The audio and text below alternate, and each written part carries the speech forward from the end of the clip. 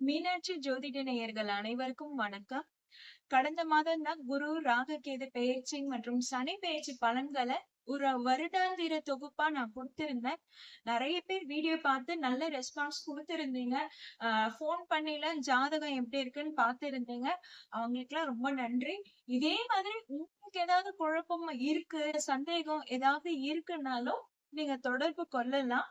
அதே மாதிரி நான் கொடுக்கிற இந்த ஜெனரல் ப்ரெடிக்ஷன்ஸ் எல்லாமே 50% பொருந்தும். மிச்சம் 50% உங்க பர்த் சார்ட்ல அந்த யோக பலன் இருக்கா, அந்த தசா புத்தியை வச்சுதான் 100% பொருந்துமான்றதை சொல்ல முடியும். அதனால உங்களுக்கு இப்படி நான் கொடுக்குற ப்ரெடிக்ஷன்ஸ் எல்லாமே 50 to 60% எடுத்துக்கோங்க.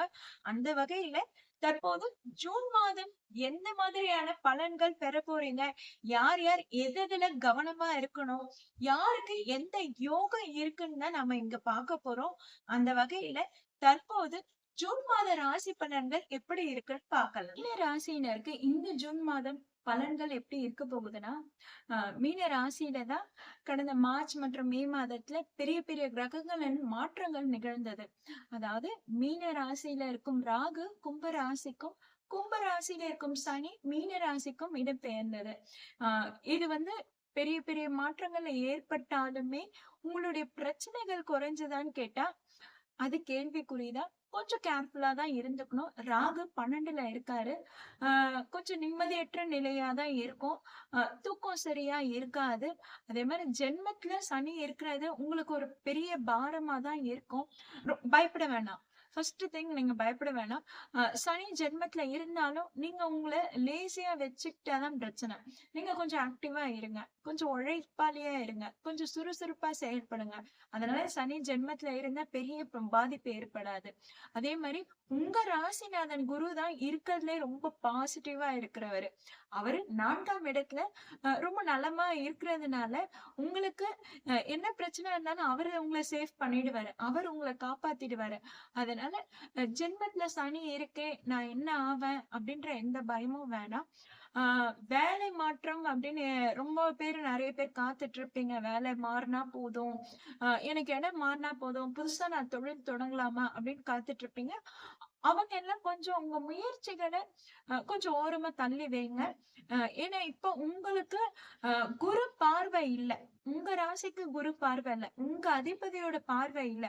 பட் உங்க அதிபதி நல்ல பொசிஷன்ல இருக்கிறதுனால உங்களுக்கு அவ்வளவா பிரச்சனைகள் இருக்காது. கொஞ்சம் சுகமா தான் இருப்பீங்க நீங்க. ஓகேங்களா? உங்களுக்கு ஏழரை சனி நடந்தாலுமே, ஜென்மத்துல சனி இருந்தாலுமே ரொம்ப அலைச்சல் பிரஷர்ன்றதை விட அது கொஞ்சம் சுகமா தான் உங்களை ஏற்படுத்தி கொண்டு போயிடுவாரு உங்க ராசி அதிபதி. அதே மாதிரி 2ல சுக்கிரன் இருக்கு. அதனால உங்களுக்கு ஃபேமிலில ஓரளவுக்கு நல்லதாதான் போகும். ஓகேங்களா? ஏற்கனவே நீங்க ஏதாவது பிரச்சனை பண்ணியிருக்கீங்க. ஏற்கனவே ஏதாவது ஒரு பிரச்சனையில ஏதோ ஒண்ணு சொல்லி காமிச்சிருக்கேன்.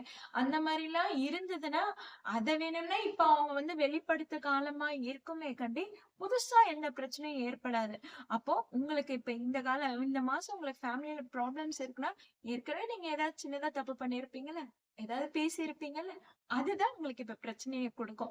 மத்தபடி இந்த மாதம் உங்களுக்கு ஃபேமிலி ரொம்பவே நல்லா இருக்கு. அதே மாதிரி செலவுகள் கொஞ்சம் அதிகமா ஏற்படுத்ததான் செய்யும். ஏன்னா 12ஆம் இடத்துல ராகு இருக்குன்றதுனால அந்த இடத்துல குரு பார்வை பெறதுனால சுப செலவுகளா தான் இருக்க போகுது. 3ஆம் இடத்துல சூரியன் புதன் இணைவு அப்படிதான் மாதம் தொடக்கம் ஆரம்பிக்கிறதுனால படிப்பு நல்லா இருக்கு. இருந்தாலும் ஸ்டூடெண்ட்ஸுக்கு ஒரு கன்ஃபியூஷன்ஸ் ஏற்படும். ஏன்னா சனி ஜென்மத்துல இருக்காரு, ஒரு பயத்தை உண்டு பண்ணுவாரு. ஒரு செல்ஃப் டிப்ரெஷன் கொண்டு சேர்த்துரும். ஒரு இன்ஃபினிட்டி காம்ப்ளெக்ஸ் வந்துரும். நம்மளால இது முடியுமா, நம்ம இது செய்வோமா, நமக்கே ஒரு டவுட் வந்துரும். அந்த மாதிரியான சூழ்நிலையாதான் இந்த ஜென்ம சனி உங்களுக்கு கொடுக்குமே தவிர மத்தபடி பெரிய பிரச்சனையும் உண்டு பண்ணாது. ஓகேங்களா? சோ நீங்க ஒரு சரியான மென்டரை ஃபாலோ பண்ணுங்க. கரெக்டான கைட்லைன்ஸ் எடுத்துக்கோங்க. இந்த பிரச்சனை, இந்த பயத்தெல்லாம் தவிர்க்கிறதுக்கு நீங்க இறை வழிபாடு மேற்கொள்ளுங்க. உங்களுக்கு எந்த கடவுள் பிரியமா இருக்கோ, அதிர்ஷ்டமா இஷ்ட தெய்வமா இருக்கோ அவங்கள வழிபாடு பண்ணிட்டு வாங்க. அப்படி வழிபாடு பண்ணும்போது உங்களுக்கு ஒரு நல்ல இறை அருள் கிடைக்கும். அதே மாதிரி ஒரு நல்ல கைட்லைன்ஸ் கிடைக்கும். ஓகேங்களா? மெடிடேஷன் ஃபாலோ பண்றது ரொம்ப ரொம்பவே நல்லது இந்த காலகட்டத்துல. ஏன்னா தேவையில்லாத பயம் குறையும். தேவையில்லாத இந்த ஸ்ட்ரெஸ்ஸும் குறையும். நீங்க மெடிடேஷனை தொடர்ந்து ஃபாலோ பண்ணும்போது உங்களுக்கு இருக்கிற ஸ்ட்ரெஸ் குறையும். அதனாலதான் மெடிடேஷன் ஃபாலோ பண்ணுங்கன்னு சொல்றேன். மத்தபடி உங்களுக்கு 2ஆம் அதிபதியான மற்றும் 9ஆம் அதிபதியான செவ்வாய் 5ஆம் இடத்துல நீச்சம் அடையாது அவ்வளவா நல்லதா இல்ல. அதே மாதிரி ஆஹ் செவ்வாய் கேதுவோட இணையுது. ஓகேங்களா? அப்ப என்ன பண்ணும்னா உங்களுக்கு வர வேண்டிய பணம் வரவுகள் தடைப்படும். ஓகேங்களா? ஏன்னா உங்களுக்கு 2ஆம் அதிபதி அவர் செவ்வாய். பாக்கிய அதிபதியும் அவரேதான். அவர் வந்து உங்களுக்கு தடை பண்ணும்போது அது வந்து ஒரு செலவுகள். ஏன்னா நீச்சத்துல செவ்வாய் இருந்துட்டு அதுக்கப்புறம் கேதுவோட இணைவு என்பது அது வந்து அதனோட இது வலு இழந்தது. உங்களுடைய தன அதிபதி வலு இழக்கிறதுனால உங்களுக்கு வர வேண்டிய பணம் வரவு குறையுது. ஓகேங்களா? அப்ப எங்கேயோ ஒரு இடத்துல பிளாக்கேஜ் ஆகுது. இதெல்லாம் வந்து உங்களுக்கு ஒரு ஸ்ட்ரெஸ் கொடுக்கும். உங்களுக்கு ஒரு டிப்ரெஷனை ஏற்படுத்தும். என்னடா இது செலவுகள் அதிகமா ஏற்படுத்திட்டே போயிருக்கு. அதே நேரத்துல நமக்கு வர வேண்டிய பணமும் கொஞ்சம் தடைப்படுதே. இது என்ன பண்றதுன்ற ஒரு ஸ்ட்ரெஸ் கொடுக்கும். இதுக்காக தான் மெடிடேஷன் பண்ணுங்க அப்படின்றத சொல்றது.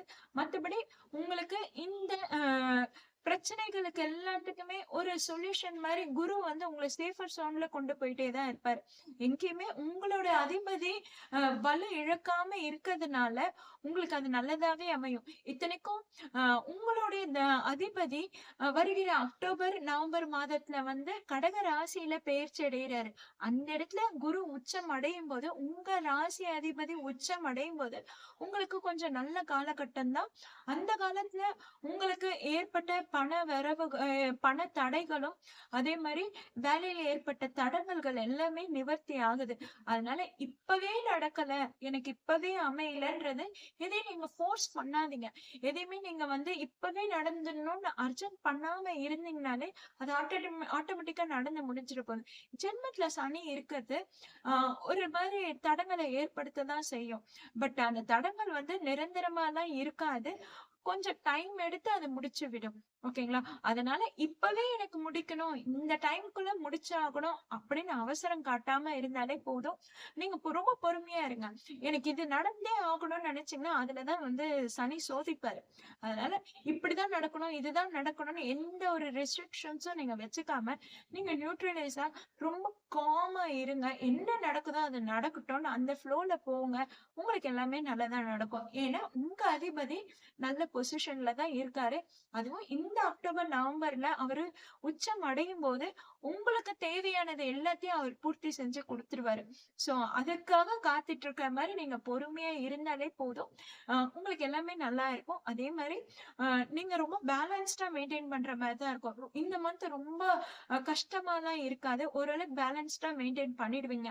ஏன்னா சுக்கிரன் 2ஆம் இடத்துல இருக்கிறதுனால உங்களுக்கு பெரிய பிரச்சனைகள்ன்றது எதுவும் இருக்காது. ஆனா உங்களுக்கு வர வேண்டிய பணம் தடைப்பட்டாலுமே தட்டுப்பாடு ஏற்படாது. பண தட்டுப்பாடு ஏற்படாது. வர வேண்டிய பணம் கொஞ்சம் தடைப்படும். அவ்வளவுதான். ஓகேங்களா? அதே மாதிரி குருவும் வந்து ஒரு நல்ல பொசிஷன்ல இருக்கிறதுனால அதுவும் நல்லா இருக்கு. சூரியன் புதன் எல்லாமே நல்லா இருக்குன்றதுனால உங்களால இந்த மந்த் ரொம்ப நல்லா பேலன்ஸா மெயின்டைன் பண்ண முடியும். ஓகேங்களா? நீங்க உங்க ஹெல்த்ல கொஞ்சம் கேர் எடுத்துக்கோங்க. முக்கியமா வண்டியில ஓட்டும் போது கொஞ்சம் கேர்ஃபுல்லா ஓட்டுங்க. ஏன்னா எந்த நேரத்துல எது நடக்கும்ன்றது தெரியாது. ஜென்மத்துல சனி இருக்கிறதுனால எப்ப வேணாலும் உங்களை டெஸ்டிங் மோட்ல வச்சிருப்பாரு. அதனால ரொம்ப சேஃபா ரொம்ப ஸ்லோவா வண்டி ஓட்டுங்க. அதுவே ரொம்ப நல்லது.